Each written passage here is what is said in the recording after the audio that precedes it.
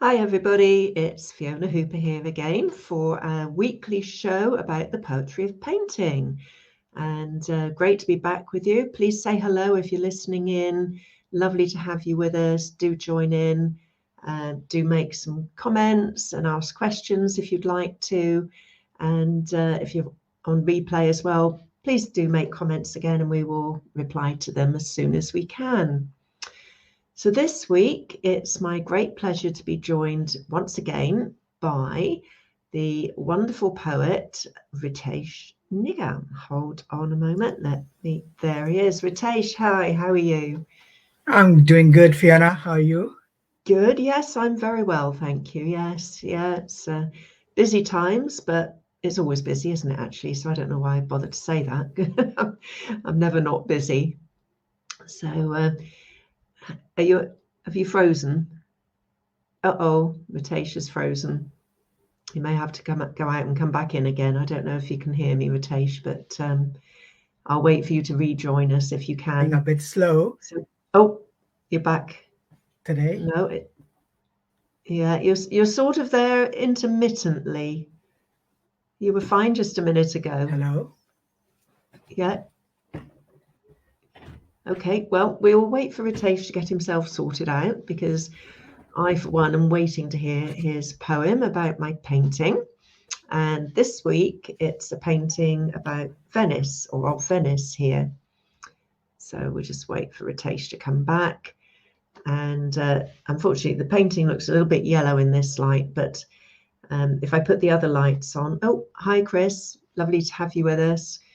If I put the other lights on tonight, this one gets quite a bad reflection on it. So I've left it with just the small lights. Ah, Ritesh, you're back. Excellent. Can you hear me? Yes. Excellent. Yes, I Good. can hear you. Lovely. So I was just saying about the painting. This one's actually 24 by 18 inches, my normal oils on canvas. And it wasn't painted actually in Venice, but it was painted from my trips, one of my trips there, and from sketches and photographs and painted back here in the studio. And I have got quite a few other paintings that I did paint actually in Venice, it's just a fantastic place to visit. And oh, Chris says the Venice painting doesn't look yellow. Good. Okay. Just it looks it to me on my screen, but every screen's are different, So, but yes, so I've got some other paintings that I actually did in Venice, but this one was painted here. And Ritesh has done me the great honour of writing a poem about it. So I don't know if you're ready for reading us your poem at the moment, Ritesh, or if there was anything you wanted to say about the painting first. Yeah, I think I would like to discuss about the painting first. When we select a painting between you and me, we normally don't discuss a lot about painting because we don't want our poems to, be affected by Mm. what you were thinking. And when I looked at this photo, and especially because I'm sorry, the painting, and especially when I take photos, I always look for the angle and the reflections. Mm. And the one thing which struck me that you did not paint the actual cloud or sky. You actually let the imagination of someone that what is up there is down there in the reflection, and that's it. Yeah. That is and that's a different perspective. How did you think about it? It just I love the reflections there in the water. I mean, the buildings are amazing. The colours of the buildings, the warm creams, terracottas, sort of salmon almost, different colours. And of course, most of the time there, but with it being little canals, little backwaters, it's quite sheltered. So unless a boat goes by, the water is normally really quite still and almost mirror-like. And it was that reflective quality there of the water that I really wanted to portray in the painting. So to me, the sky and the roof line of the buildings, to see that actually in the painting wasn't to me important because you do get that in the reflection. So you can see what the buildings are. You can see, from the reflection what they would look like up above, but the water was the bit that I really wanted to concentrate on. And I've got a lovely comment there from Chris. Thank you very much. That's most appreciated. Thank you. So yes, that's why I decided to crop down the top of the view and just concentrate on enough of the buildings to set the scene. And the bridge, of course, bridges in Venice are like, you know, all over the place, and each one's different. You know, they've all got a little bit of different shape or structure and different railings, and they're just fascinating to me. You know, the different look of them, the shadows underneath the bridge, and everything reflected in the water. This one, the water's not completely mirror-like because obviously either there's been a little bit of a breeze or the boat's gone by a little while ago and then it's just settling. And to me that's a little bit more interesting because you've then got just the variation in the edge sort of lines of the roof there in the water, skyline, and so it's not just, you know, a clean cut line. It has some I know movement in it and a bit of it's different, and I think that's the perspective which comes out, and which, you know, which makes this painting away, you know, take it away from normal paintings where you see the full picture, where you can see the whole what's happening around.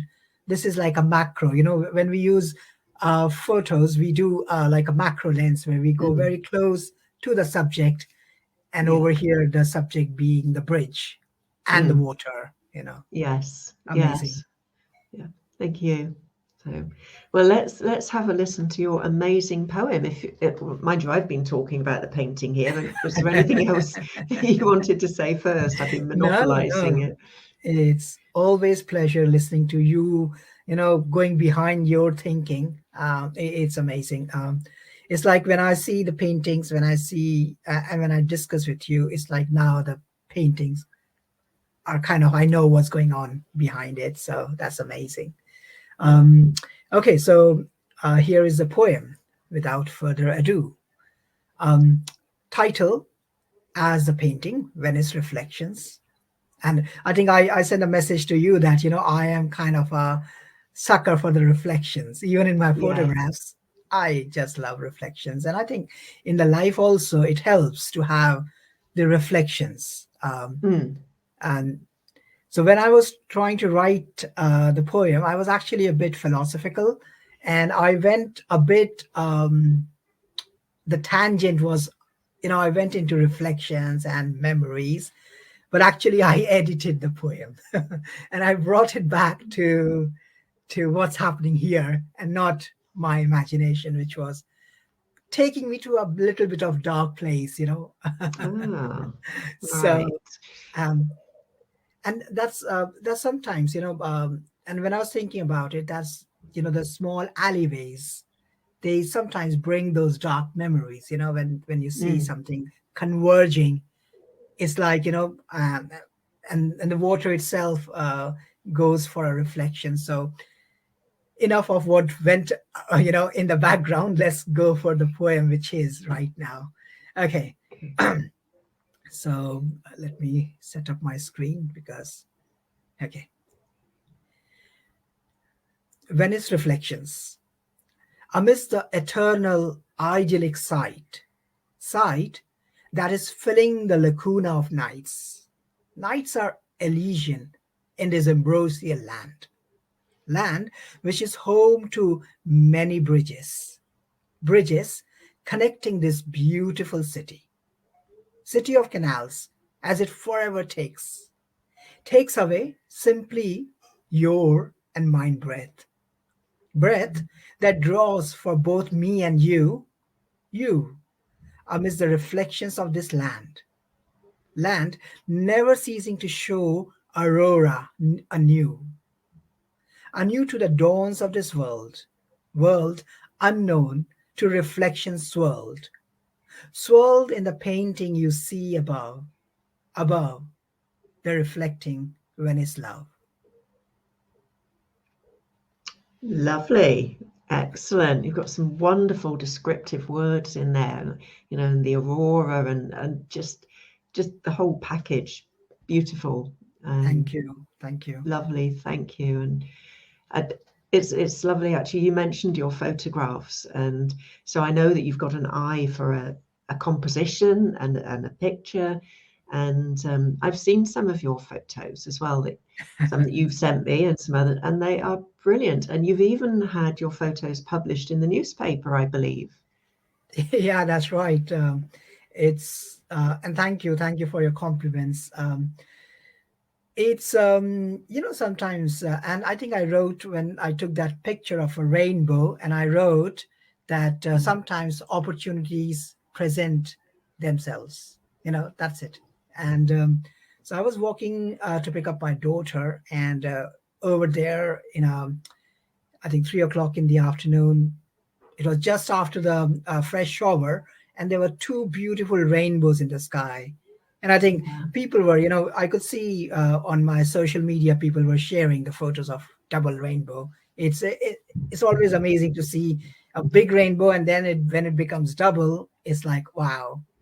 Yes. And Yeah. I was walking, and then just I was looking at the rainbow, walking on the pavement, and in between me and the rainbow, I just saw there is a pole with it's a telephonic with the telephone wires.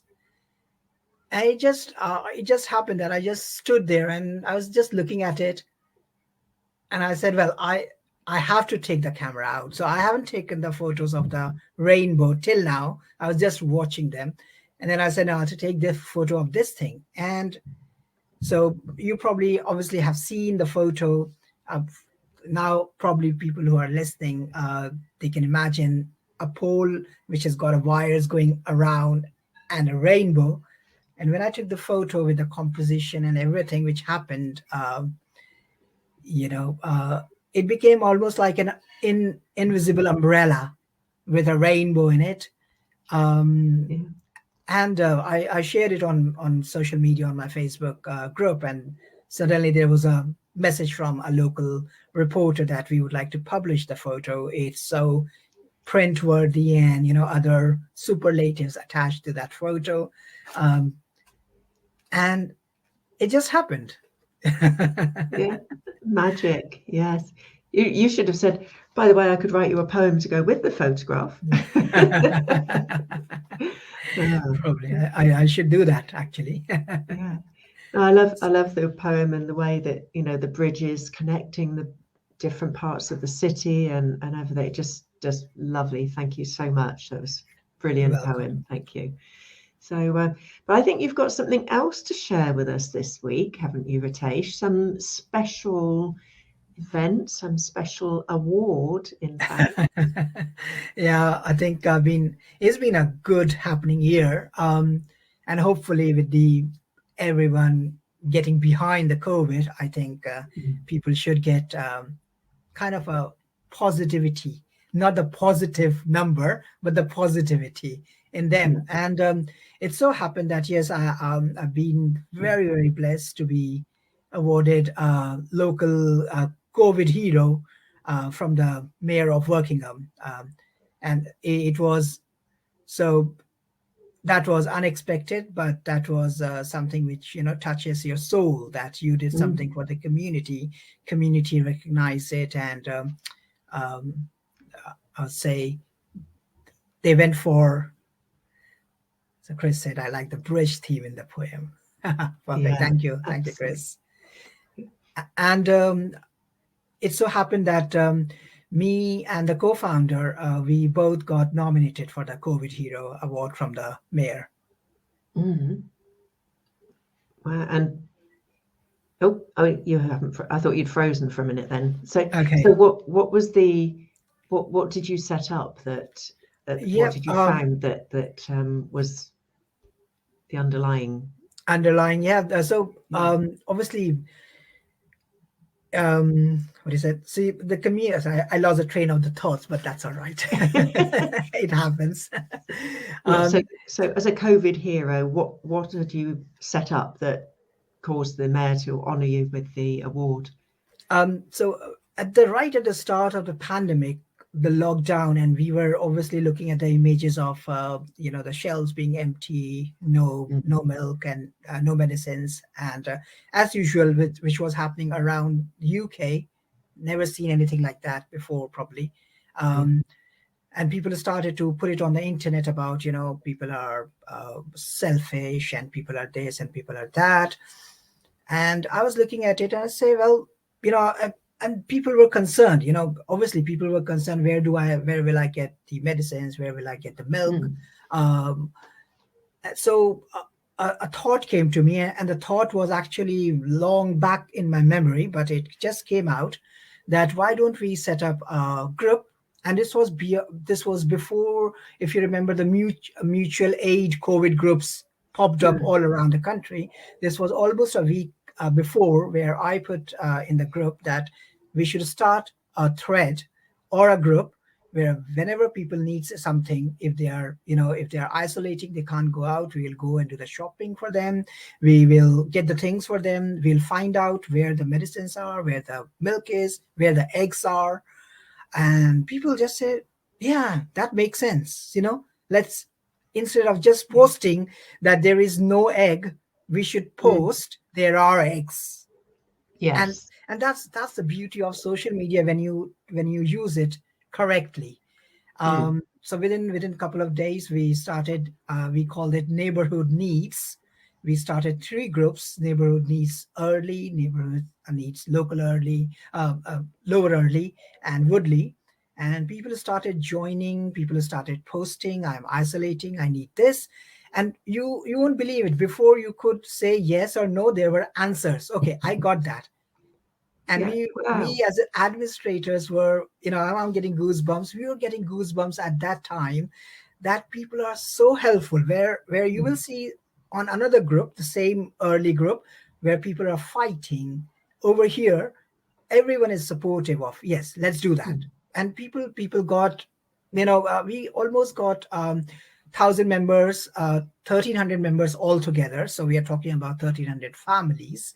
yeah, And early is not a very big area, so we were like, in every street there was someone who can help do the shopping. There's somebody saying, oh, can someone get my prescription? And this is the first time people are talking about isolating, like.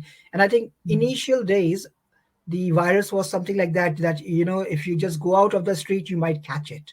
That kind of mm, fear was there. So people who yes, were actually vulnerable, isolating, they just didn't want to go out, and they said, well, if I don't go out, who is going to help me?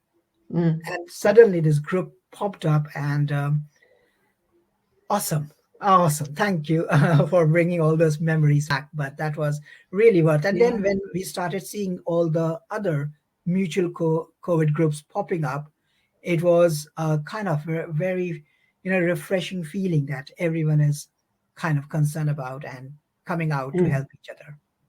And doing it from the standpoint of positivity and help rather than negativity and you know just as you say fighting over what was available instead Exactly. of all trying to help and all sharing information and helping each other and that was one of the really positive things that came out of this whole pandemic, if It there can does. be It such a is. thing, that it did bring a lot of people together and it did get people helping each other. And I think, Definitely. sadly, I think some of that has gone again now. It's almost like a wartime spirit. It got people together and it got people working together and being caring and considerate about their neighbours and it would be lovely to think that that would carry on regardless of hopefully the pandemic petering out and you know COVID becoming more like a cold or flu rather than something so much more serious.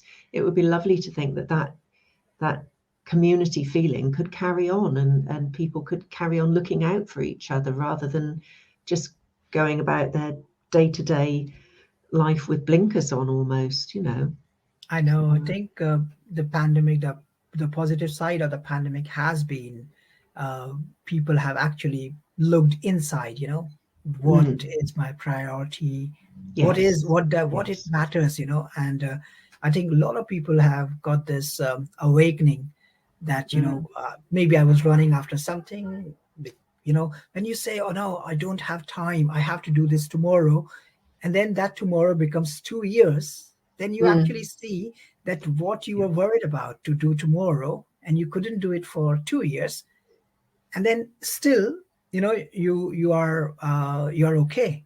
It's not like mm, that was the end of the world. Sometimes people get into that feeling that, if I don't yeah, do this tomorrow or by this week, my life is mm, done, and I will never yes, be able to do yeah, this, I'll never be able to do that.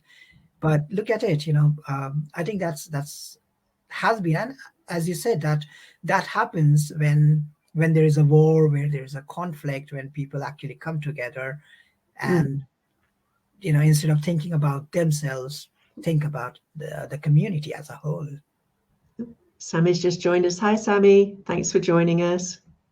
But yeah, I think coming from that, a lot more people now hopefully might have more of a view that, okay, if I don't do this, or I don't have that, or I don't speak to that person, whatever, is it going to matter next week or next month or next year? Will it matter if I don't have that thing, or I don't go on a holiday?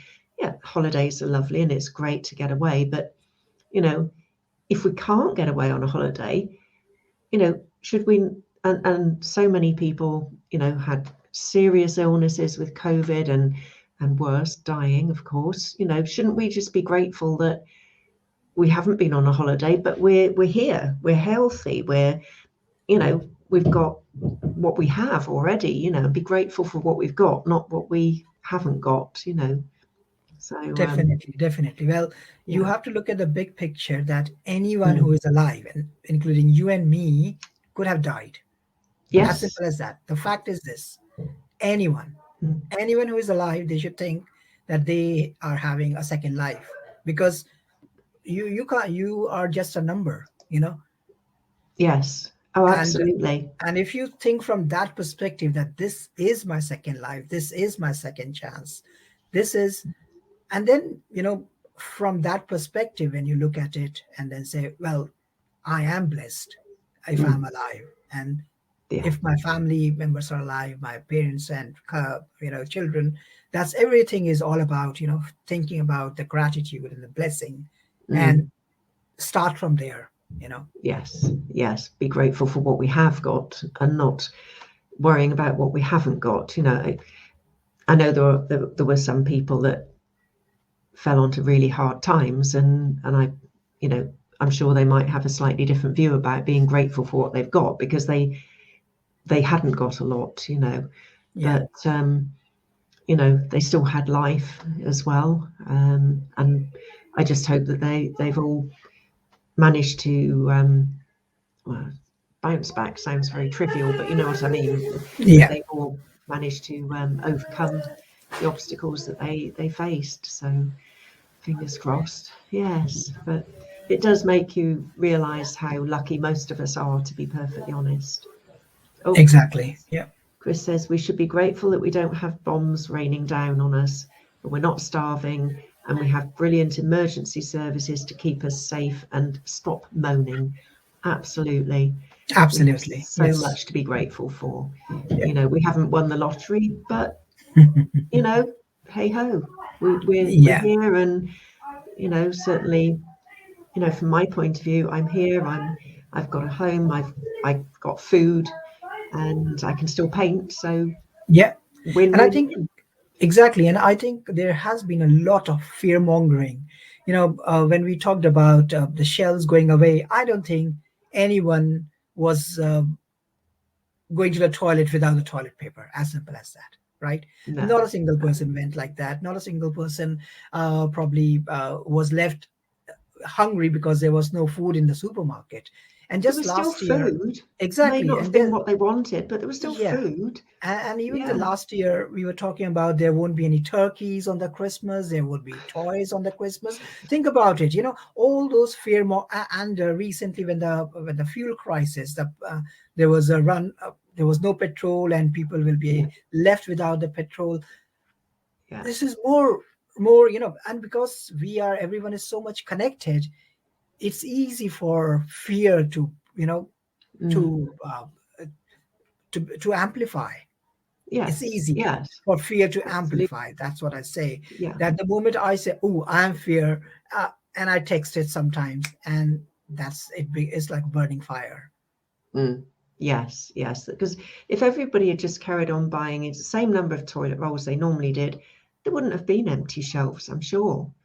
At the Definitely, moment, I went to get some tissues when I was shopping the other day, and there was very little in the way of tissues at all. But I mean, if it came to it, use some toilet roll to blow my nose or something. It's a first world problem, isn't it? Oh, I can't find any tissues.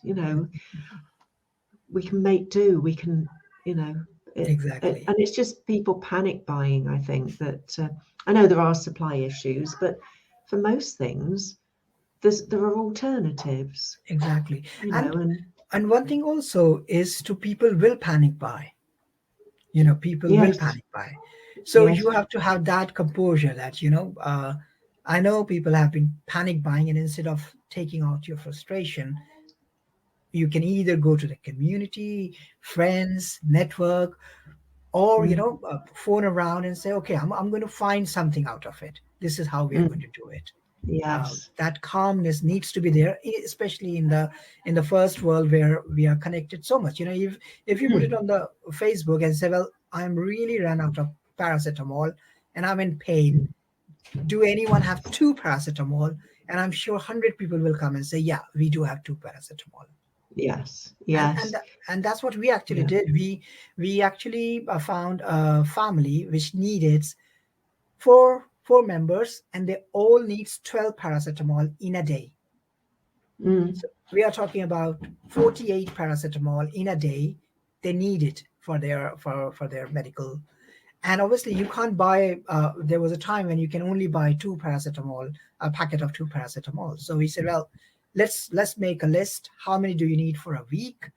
Then we found people who have some paracetamol, and then we started getting, and I think it was managed for 6 7 days, and then within 7 days the supply issues were sorted out, things yeah, were fixed. yeah, yeah. I'm going to share Sammy's comment because it's a lovely comment, and it's so true. Gratitude for what we have, help for those who have not. If we look after our neighbours, then we in turn will be looked after. Absolutely. And don't you find that what you give, you get. If Exactly. you're good to people, you normally find that people will be good to you, and it makes the world a better place. If you're horrible to people, what are you going to expect in return? You can't expect people to be nice to you if you're being horrible to everybody else. That's So true. yeah, Exactly, well, that's true.